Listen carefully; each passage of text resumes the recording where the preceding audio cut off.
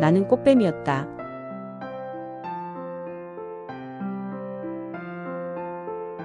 이 글을 쓰기 이전에 사연을 제보해 주신 분께 감사드리며 영상 속의 내용은 각색되었음을 먼저 말씀드립니다. 정희, 미란, 나영 이렇게 세 사람은 청주이 모 여고 동창생이다. 셋 다 지금은 45살이다. 흔들리는 꽃망울만 봐도 웃고 떠들기만 했던 우리의 얘기를 담담히 해보려 한다. 김정희 출소. 다시는 여기 근처도 오지 말아요. 네. 수고하세요. 1년의 형기를 마치고 두꺼운 교도소의 문을 나왔다. 민수 씨와 미란, 나영 가게 언니 이렇게 와 있었다. 내 나이 33으로 돌아가서 회상한다.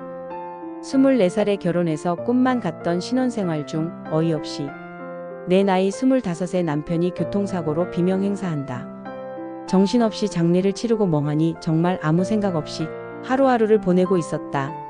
시댁과 친정에서는 나의 남은 인생, 점디 젊은 25의 나이를 생각해서 빨리 다른 길을 알아보라는 말밖에 없었다. 그 말씀들을 뒤로 흘린 채 남편이 떠난 나의 빈집은 친구인 미란, 나영과 함께 세 사람의 아지트가 되었다. 미란, 나영은 아직도 미혼이다. 직장을 마치면 마치 자기 집으로 퇴근하듯 왔다. 올 때는 시장에 들러 뭐라도 먹을 것을 잔뜩 들고 왔다. 앞으로 살아갈 과정은 아무런 생각도 없이 웃고 떠들기만 하며 시간을 보내고 있었다. 그러던 중 미란의 언니가 액세서리 등의 소품을 팔아보라는 권유를 하게 되어 집에서 무료하게 시간을 보내는 것보다는 좋겠다는 생각에 의논을 하게 되고 그렇게 개업을 하게 된다. 소품점을 하면서 3년의 시간이 지났다. 장사는 그럭저럭 되었지만 가게라는 좁은 공간에서 하루 종일 지키고 있는다는 것이 마음에 들지 않았다. 가게를 정리하기에 이르렀고 나이 29에 다시 홀가분한 상태로 돌아왔다.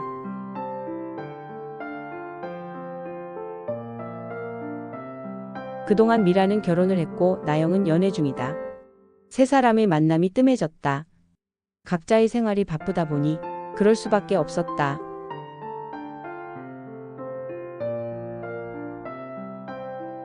그렇게 시간을 보내던 중 동네에서 어릴 적부터 알고 지내던 언니가 중심가에서 노래방을 하는데 하는 일이 없으면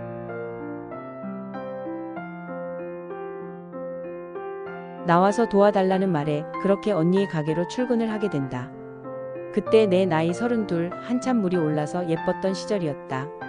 노래방에 오는 손님들이 추파를 즐기면서 시간을 보냈다. 어느 날 언니가 진지한 어투로 얘기한다. 민수 씨가 너와 사귀고 싶다고 얘기를 해달래.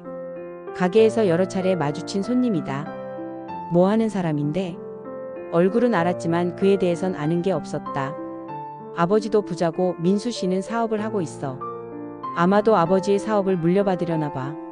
나는 속으로 돈 좀 있으니 여자나 후리고 다니는 졸부처럼 느껴져 별 다른 대답을 하지 않았다. 며칠 후 민수가 룸에서 나를 기다린다는 언니의 말에 시큰둥한 표정으로 룸에 들어갔다. 정희 씨 어서 오세요. 제가 언니께 부탁을 드렸습니다.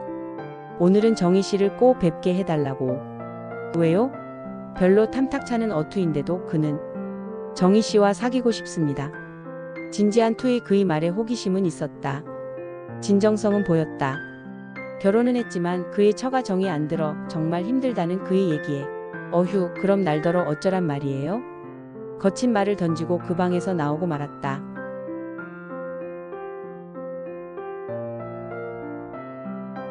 그렇게 며칠 후 또 다시 언니가 민수 씨가 와서 기다린다는 말과 함께 나에게 양주를 가지고 들어가란다. 정희 씨 어서 오세요. 그냥 부담 없이 오늘 술이나 한잔 해요. 언니한테는 얘기 다 해뒀어요. 아마도 언니한테는 여러 가지의 얘기를 한 모양이다. 그렇게 같이 술을 마시며 여러 가지의 얘기를 나눴다. 물론 술이 힘이었을 것이다.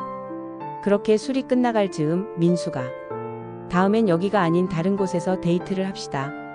라고 데이트 신청을 한다.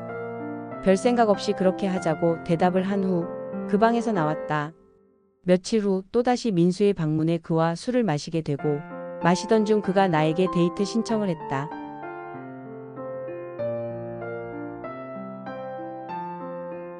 그가 차를 가지고 태우러 왔다. 차를 타고 대전 방향으로 달리던 중 카페 앞에 차를 세우고 차를 마시러 들어갔다.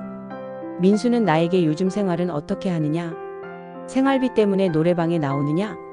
등의 질문을 한다. 관심도 없는 그의 말을 흘려듣고 있는데 그가 제가 생활비를 드릴 테니 노래방은 그만 나가면 안 되겠냐? 는 말을 한다. 그 말의 뜻이 무엇일까? 곰곰이 생각을 하면서 그의 말에 대한 답은 다음에 답하기로 하며 집으로 돌아왔다.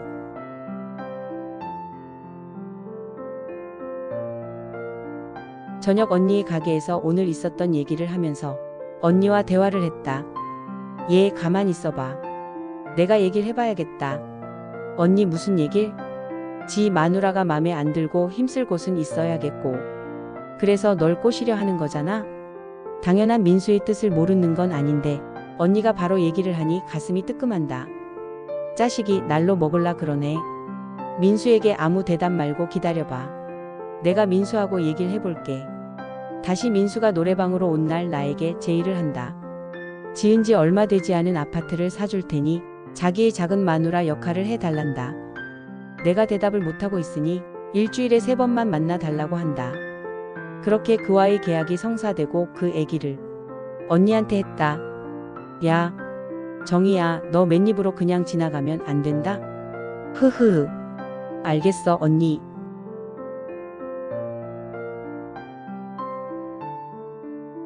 그렇게 민수는 나와의 약속대로 아파트를 내 이름으로 계약을 하고 입주를 했다. 입주한 날 민수는 꽃을 사 들고 집으로 왔다. 식사를 마치고 민수와의 첫날 밤이다. 왜 그렇게 마누라가 맘에 안 들어요? 관계를 안 하려고 해. 왜요? 그 말에 민수가 나의 손을 잡고 자기의 물건에 가져갔다. 나도 결혼 생활을 1년 정도지만 남자를 모르는 여자가 아닌데 그의 것은 무지막지하게 컸다. 이것이 이유야. 정말 컸다. 그래서 남자 경험이 있고 얼굴이 예쁘장한 나를 보고 한눈에 반했다고 한다. 그와의 첫날 밤은 괴로웠다. 정말 힘들었다. 그러나 이혼 이후 처음으로 알게 되어 잠자리까지 하게 된 남자를 내 나름대로 만족을 시켜줄 의무가 있다는 생각이었다.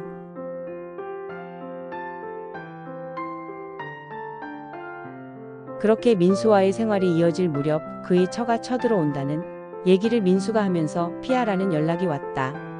집을 나와 언니의 가게로 가면서 여기 오래 살지 못하겠다. 는 생각을 하게 되고 민수와 얘기 끝에 청주에서의 생활을 마무리하고 대전으로 이사를 한다. 대전으로 이사를 하고 민수가 오는 날도 일주일에 한 번 정도로 뜸해졌다. 그때 처음 여자의 몸이 돈이 될 수도 있다. 는 생각을 처음으로 하게 된다. 과연 현재 남아있는 정도의 돈으로 내가 죽을 때까지 살아갈 수 있겠는지 살아오면서 처음 가져보는 생각이었다. 방법을 생각하기 시작한다. 이제라도 제대로 남자를 만나 재혼을 한다? 아니면 다른 방법은? 그날 이후 나는 시간도 있으니 뭘 할까? 하다가 사는 동네에 있는 사교춤 강습소를 찾아갔다. 안내를 받고 춤을 배우기 시작했다. 생각보다 나의 진도가 빨랐고 많은 진전이 있었다.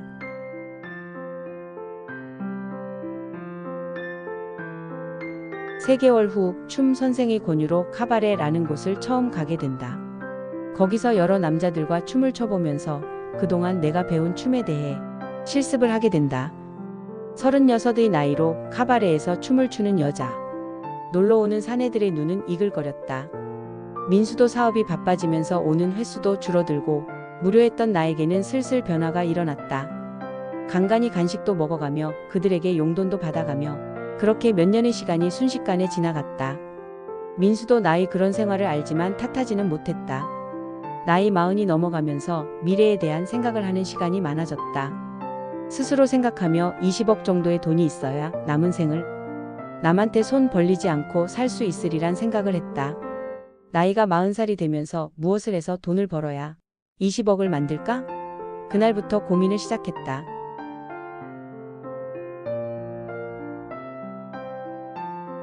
민수가 온 날, 민수씨, 나 10억만 줄 수 있어? 민수가 식사를 하다 말고 어이없다는 듯이, 왜?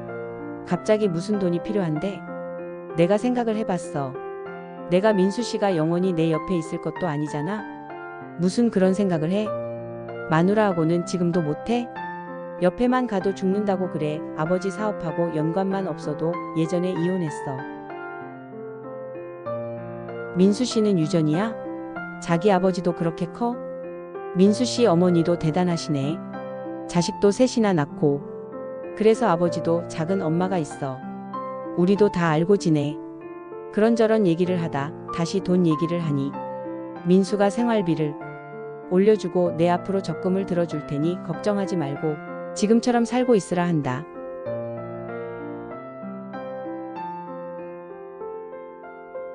나하고 민수의 얘기는 그렇게 막을 내리고 또 한 번의 홍역을 치렀다.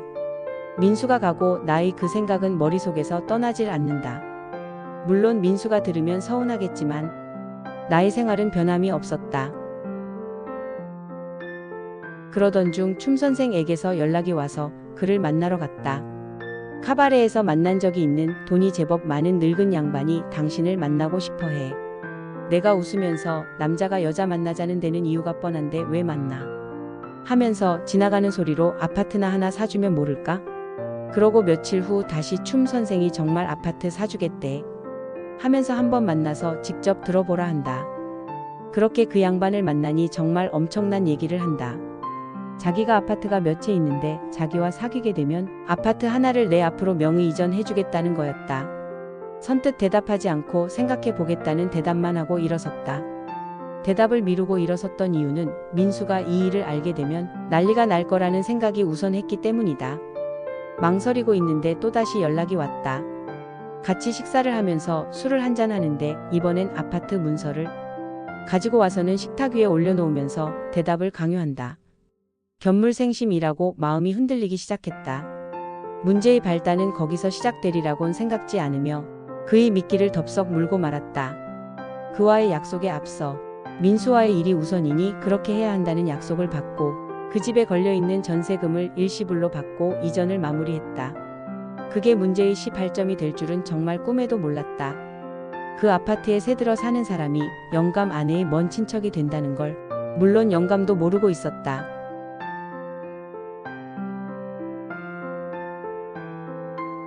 어느 날 경찰에서 출두 명령서가 왔다는 세입자의 연락으로 경찰서로 가서는 바로 체포가 되었다. 죄목은 사기란다. 그의 마누라가 그 일을 알게 되어 고소를 했고 그 아파트는 원위치되고 그 일로 수감되어 형을 살고 출소를 하게 되었다. 출소한 날 나는 엄청나게 울고 말았다.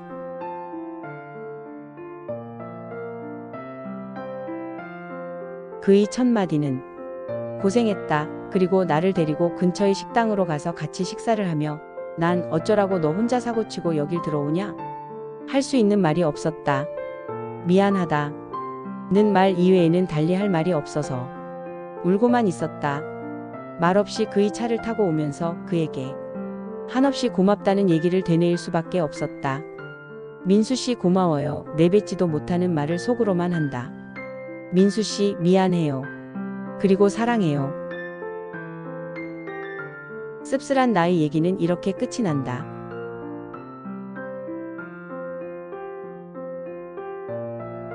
앞으로는 바른 생활만 하리라. 그날 이후 민수 씨와의 사이는 전보다 너무 좋아졌다.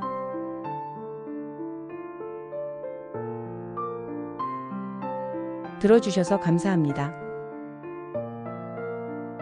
구독과 좋아요는 제가 글을 쓰는데 큰 힘이 됩니다.